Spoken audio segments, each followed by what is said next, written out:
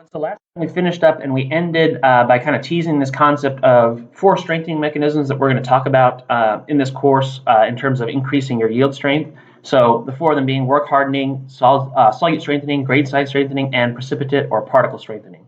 So there are definitely a number of different strengthening mechanisms beyond this, but these are kind of the 4 ones that you'll encounter probably most often if you go into industry or even into academia. So, but remember, the key thing in terms of how we increase or how we kind of change our yield stress of material, if you make it more difficult for dislocations to move and propagate, it's going to take more stress in order to force those dislocations to move. So if you increase the barrier for dislocation motion, you're going to increase your yield stress. If you make it easier for dislocations to move, you're going to decrease your yield stress. So there's going to be lots of kind of equations, different parameters, but again, we're not interested in kind of incremental or like 10% or 20% changes. We're interested in how things scale. So let's take a look at the first mechanism, work hardening. And this is a really nice kind of picture, not to toot my own horn, but kind of showing the kind of how this works. So work hardening is exactly kind of what we talked about in the last video, which is the number of dislocations that you have or your dislocation density. Let me erase that. That's, even for my standards, it's very poor handwriting. Our dislocation density is going to be, again, your number of dislocations per unit area. So we said last time for a highly cold work material, it was about 10 to the 14th per meter squared. So this is our CW cold work. And if we have an annealed material, it was 10 to the 7th number of dislocations per meter squared. So for annealed. And we talked about that last time, like what annealing was, what cold work was. So this is kind of your schematic, right? So look at, this is kind of the picture, again, with edge dislocations of your material. How easy is it going to be for those dislocations to move?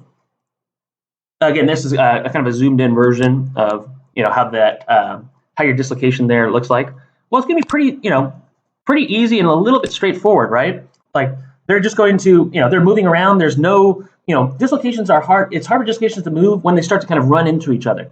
So here, not too many dislocations in this kind of annealed case right here. So they're going to move around freely. So how is that, again, if it's easy for dislocations to move, is your yield stress, is it going to increase or decrease? Well, if it's easier to move, yield stress will decrease. Now, if I have lots of dislocations, like in this cold work material, they start to run into each other.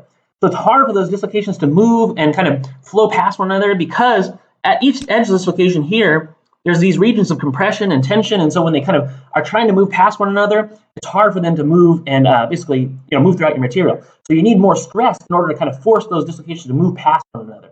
They don't really like, one analogy is you could kind of imagine each dislocation is kind of like a positive and negative charge, right? So compression, you could, our kind of mechanics, we're negative charge here, we're tension here. So if I have, a like charge or a like oriented dislocation here, if you kind of remember back to probably to physics, E&M, like charged particles don't want to kind of interact with each other. So they're going to repel. So they don't want to kind of touch one another. So that's kind of another idea if you're more physicsy inclined, which I don't think many of you will be. But anyways, if we increase the number of dislocations, what happens to our material? Well, now there's lots of dislocations around. It's hard for them to move. So our yield stress will increase. And we have an equation for work hardening. So for work hardening, we will basically see that our change in yield stress is going to be equal to this parameter alpha, which is a constant. You could read back through this in the notes. G, which is your shear modulus, B, which is your Burgers vector, and the square root of your dislocation density. Now, let's think about this for a second. And this is kind of the important parameter. So alpha is just a constant. G is your shear modulus. That's a material constant. So whatever material you're working with, and again, work hardening is basically the step of, again, you basically cold work a material, you plastically deform material. That's how you're increasing the number of dislocation, the dislocation density in your material.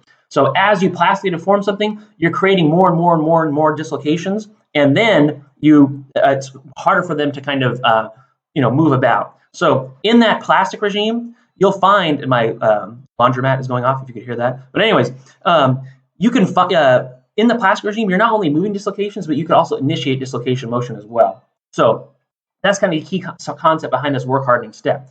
So go back to kind of the parameter here. So constant material property, Burgers vector is also material property as well. So really, the thing that we care about, the thing that we could really kind of use and tune in order to kind of increase our yield stress is you'll see that the change in yield stress scales with basically that dislocation density to the half. That's the key scaling parameter here. And that's what you kind of want to remember. So as I increase my dislocation density, my yield stress will increase as rho, my dislocation density, to the half. That's it. So that's your first kind of foray into yield strengthening. So that is our first mechanism. Our second mechanism is solute strengthening. Now this is a really nice, I've written about this in a couple papers that you could kind of find if you're interested in more into this. Really fascinating concept. So the idea is you have this host lattice. So this is basically, let's say this, this could be iron, this could be copper, whatever, any host material, and you add in a solute.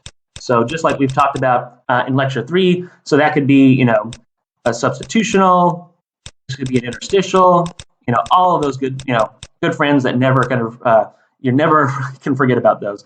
So interstitial, I misspelled that, but again, it doesn't really matter. So they're a solute. So you put some solute in an atom. Now you can see here what happens to that host when you insert a solute, let's say, for example, in an interstitial. Well, if the solute's bigger than your host, you're going to kind of push apart these, host atoms, right?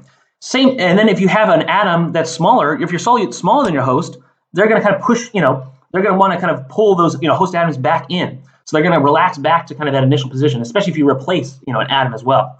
So whether it's an interstitial or whether you do substitutional, you're basically creating kind of local stress fields, like atomistically in your material. So there's these local stress fields that they're either in tension, positive, or they're in compression, negative.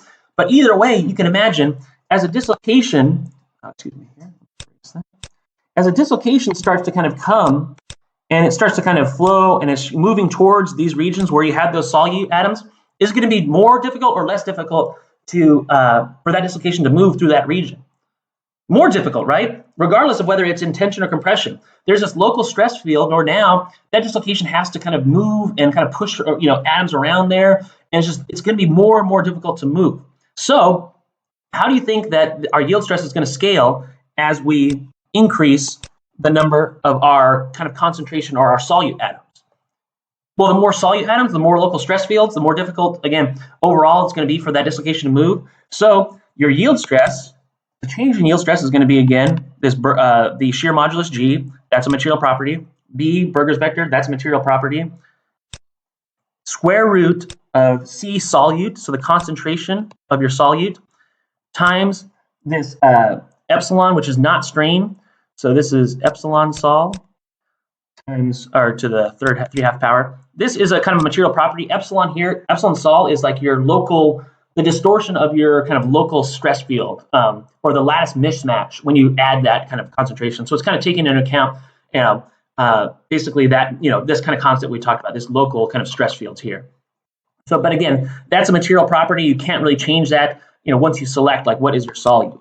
So in this equation, the only thing, again, that we could control, the tunable parameter that we have at our disposal as engineers, that we could increase or decrease yield stress, is simply our yield stress is going to scale with C sol, the concentration of our solute, to the half.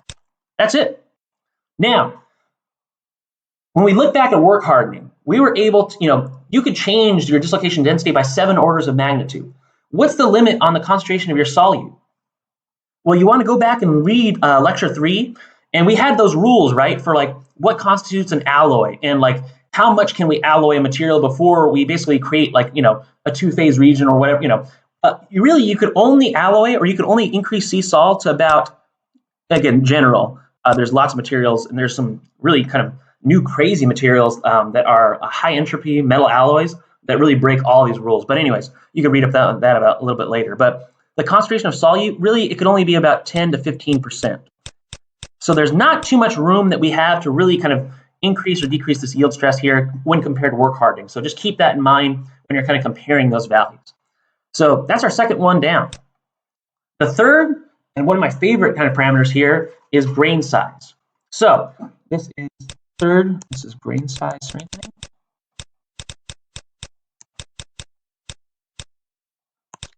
So grain size strengthening is a really kind of cool parameter. So we know from, we spent so much time in lecture 6, we know that the average grain size for a 2D grain is going to scale as T to the 1/2. And we know that as we increase temperature as well, that grain size will increase. So one of the parameters that we have at our disposal to increase grain size is to anneal. So anneal. If we want to decrease grain size, one way we could do that is to cold work your material. So as you kind of initiate dislocation motion, you break down essentially these grains. And the notation we use to kind of talk about grain size, like this grain has a size dg, like the diameter of your grain. But we're kind of using dg and they're talking about the same parameter here. But anyways, if you cold work your material, you will decrease your grain size. So as you break down and as you kind of create dislocations, you're going to break essentially those perfect grains of perfect, but not perfect crystal, but highly aligned and having the right orientation, of your atoms. You're going to kind of decrease the size of your grains by cold working. So increase grain size by annealing, decrease grain size by basically cold working your material. So let's again look at what's happening physically here. So if I have a huge grain, a super large grain, I can put lots of dislocations in there. And those dislocations are going to basically be able to kind of move around freely. But as I start to decrease my grain size, something interesting is going to happen. Let me switch my pen. As I decrease my grain size, those dislocations, again, assuming that we have kind of some average, for given material, if we have an average dislocation density, as I shrink my grain size, these dislocations are going to start to kind of pile up. So this is called dislocation pileup. Dislocation pileup. The dislocations are going to pile up at these grain boundaries, and what do you think that's going to happen? What's going to happen to your material? Well, again, the smaller and smaller your grain size gets, the harder and harder it is going to be. Those dislocations are going to start to pile up. It's going to be difficult for them to move. So as dg decreases, as it decreases here, your yield stress is going to increase, right? Because again, the dislocations start to pile up. So now it's more difficult for them to move, as opposed to, let's imagine we had like this gigantic grain, right? Huge grain size, we anneal it forever. My dislocations are just like right here. They could just, same amount, they could just run around. There's no worries here. But here, they're kind of interacting with everyone. So as your grain size decreases, your yield strength increases. So this is also called grain size strengthening. This is called, we're going to derive basically a Hall-Petch. Hall-Petch. Basically, Hall-Petch mechanism, or your kind of, Hall-Petch equation. You'll kind of hear this term, again, if you read into kind of material science a little bit deeper. So now, unfortunately, this doesn't hold forever. We can't just infinitely increase the yield strength of material by decreasing the grain size, because once we reach a dg around about 10 nanometers, something really awesome or really interesting happens. Your yield strength, once your dg is here or less than this, your yield stress starts to decrease again. Why is that? Well, your grain size now is so small that even though you have some average or some average dislocation density, each grain is only going to have like 1 or 2 dislocations. So now we don't get this dislocation pileup. If we don't get dislocation pileup, now that the dislocations can move around somewhat freely, and your yield stress increases again. It's this kind of really strange curve where you'll kind of see like yield stress versus grain size here, and you'll see like as you shrink, it grows and then hits this maximum like around 10 nanometers, and then it starts to decrease again. Really kind of strange behavior. It puzzled people forever.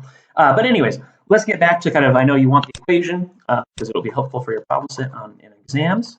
That Hall-Petch and this curve is really important. So your change in yield stress for this third mechanism is just going to be kappa over dg. So kappa, again, is going to be, some materials constant. So your yield stress here scales with dg to the -1. That's it. Nice relationship. Now, finally, the last kind of strengthening mechanism that we're going to talk about here is one that I'm really kind of a fan of, which is this precipitate, basically precipitate strengthening. Precipitate or particle strengthening.